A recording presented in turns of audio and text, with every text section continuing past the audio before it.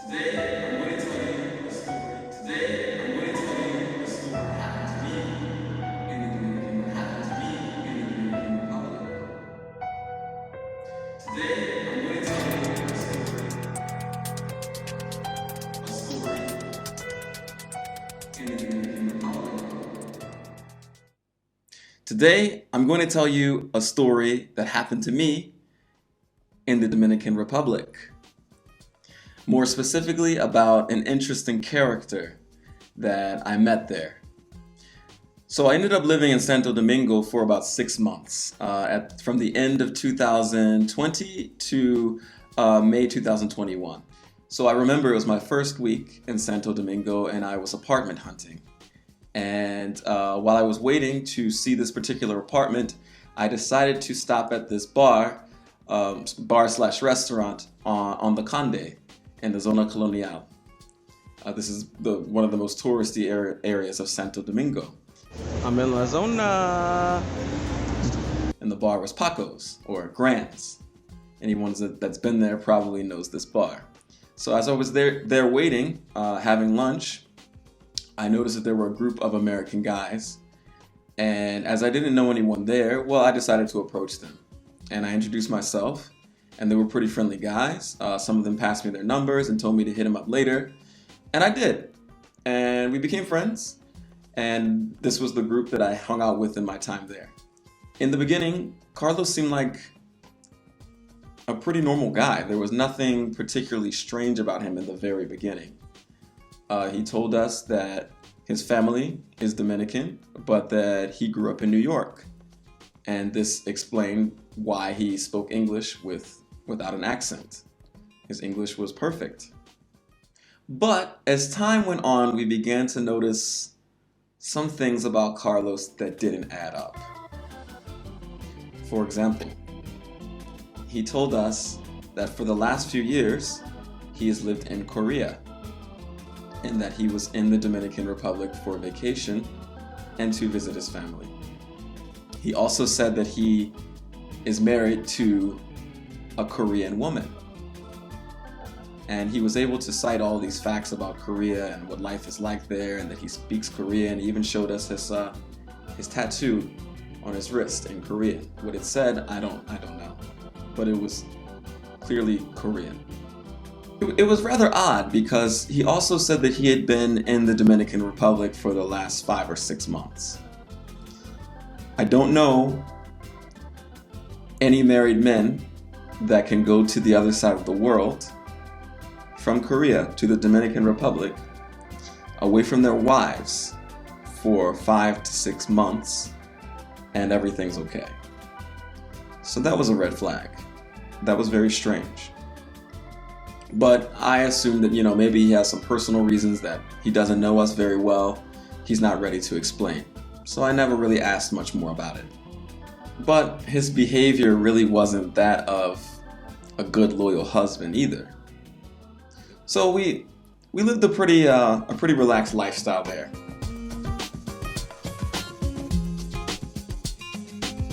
We would frequently meet at bars and restaurants, and when our bill came, each man was able to pay for himself. There was no problem, except for in the case of Carlos. There was always this strange occurrence that whenever his bill arrived, he would slide this little blue PayPal card. And 8 times out of 10, it would come back declined. And he would make up this on-the-fly excuse, PayPal has done this, or their machines don't recognize my card, or it was always some little thing. But because the amounts that he owed were never really big amounts, $10 US there, $12, probably nothing over $15 or $16, one of us would step up and we would pay. And he always came back with the thing that, hey, you paid for me, you covered me today, I'm going to pay you back later. I never spotted him at a restaurant or a bar. But from my understanding, some of the other guys did, and he did come back and give them their money. So, no harm, no foul. He's got something funky going on with his card, or something, the way his account is set up, I don't know, but he was able to pay the guys back. So let's forward to my birthday, January 2021. I thought it would be a great idea if some of the guys and I could go to a resort for the weekend, get out of Santo Domingo, a little change of scenery there. So the reservation was from January 29th until February 1st, Friday to Monday. So a friend named Nick and Carlos both agreed that they could come. But Nick made it clear that because of work obligations, he would only be able to stay from Friday to Sunday. And Carlos has said the same thing too. So I thought, okay, Monday I'll have a few hours there by myself until checkout time, but no problem, that's okay. So we get to the resort, it's beautiful, it's clean, everything's nice, it's all inclusive, so we're bending our elbows.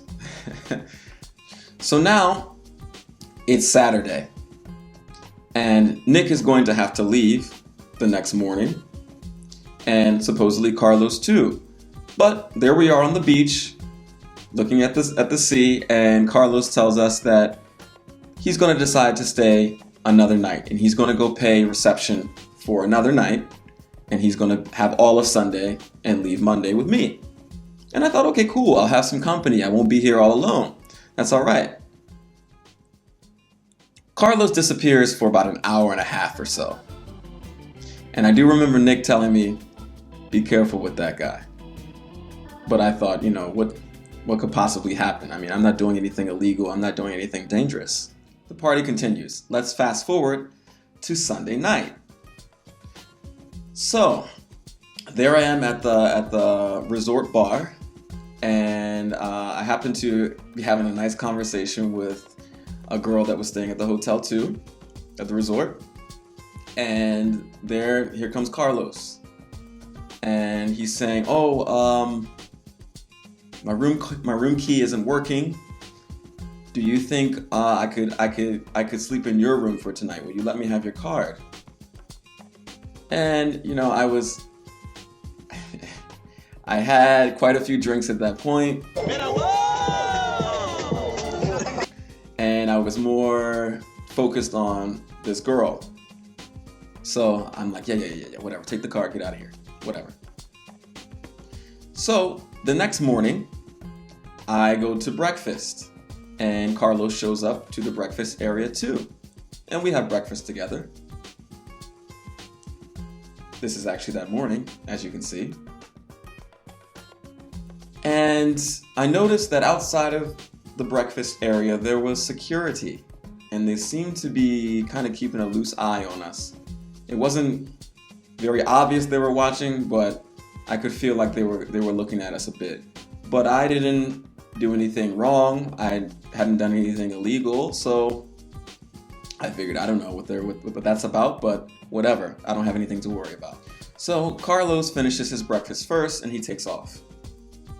I calmly finish my breakfast, and I calmly walk back to the room. And I noticed when I get to the building, there's Carlos sitting on the steps with two guys from security and their little golf cart there nearby. And as I get closer, they ask, hey, are you the guy that's staying in room, 105 or something like that it was? And I said, yeah, that's me, what's going on? Okay, well, we need you to come with us. And I remember, very distinctly with their walkie-talkies chirping and the static, and just thinking like, what in the world is this about? And I asked them, why do you want me to come with you? Can you explain something about this now? And pretty much they were like, no, that's for reception to explain to you, but we need you and him to come with us right now. Here's the golf cart, have a seat. Carlos was very silent during this time, and he pretended to be pretty ignorant about what was going on.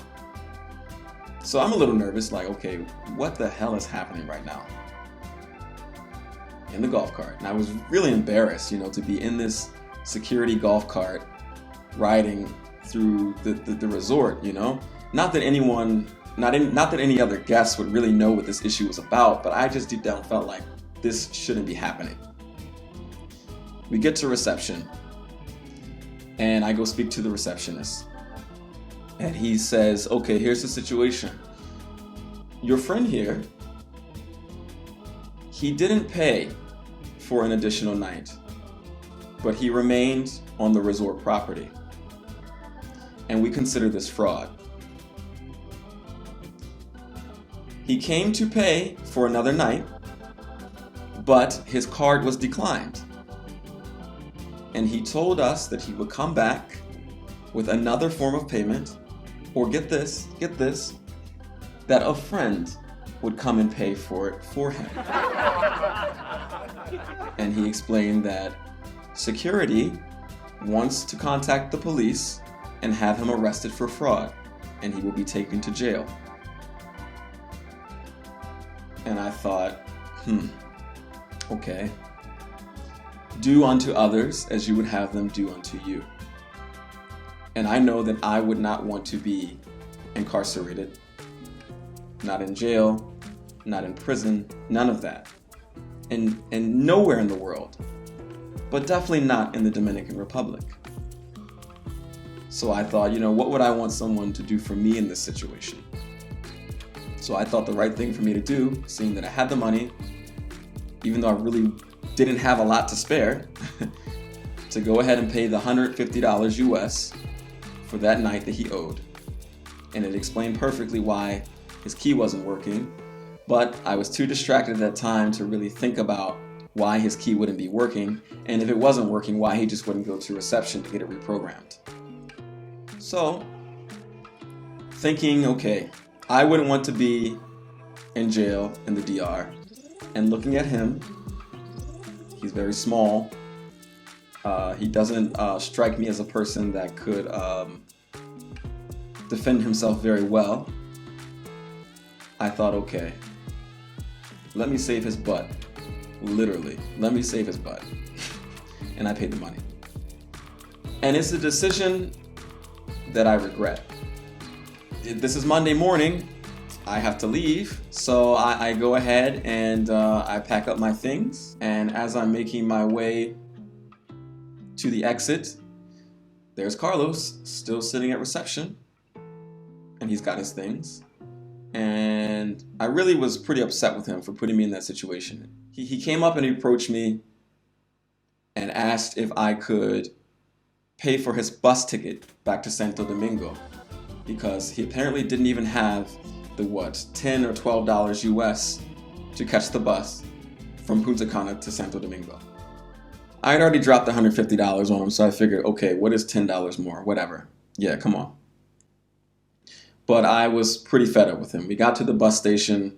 I walked off. I went to a colmado to go have a drink while the bus came. The next bus was in about 2 hours, so it was a little bit of a wait. Once the bus arrived, I sat in an entirely different place, so I wouldn't even have to look at him. I wouldn't even have to see his little bald head. But he had promised me before that I'm going to pay you back everything once we get back to Santo Domingo. And I said, okay. I trusted that at that moment. But when we got back to Santo Domingo, poof, Carlos disappeared like a ghost. Mind you, this was February 1st. I didn't see Carlos again until May. Maybe 2 or 3 days before it was time for me to return back to Spain. And I found him in his usual hideout in Zona Colonial on the Conde, with his little shorts on and his little white t-shirt and his little fanny pack that he loved to wear across his chest. And I confronted him. Where's my money? You promised you were going to pay me back. I saved you from going to jail, which he decided to argue me on. I'm not, they wouldn't have taken me to jail. What are you talking about? Blah, blah, blah, blah. And he swore up and down that, once again, he doesn't have any money and that he doesn't have anything to repay me with. I pretty much twist his arm into going to a bank machine, and he puts in his little blue PayPal card, the only card I ever saw him with, and it's declined. So I was pretty angry. I'm not a violent person, not at all. But at that moment I considered being one. But I thought, you know, you just have 2 more days before you catch that plane to go back to Spain. Do you really want to mess that up? Do you really want to do something here that could get you in trouble? So I figured, okay, you know what? I'm going to let go and let God. So now, it's November 2021. I'm back in Madrid, and one of the guys from the DR and the little American group I hung out with hit me up, and he showed me this post that someone had posted in one of the expat groups for the DR.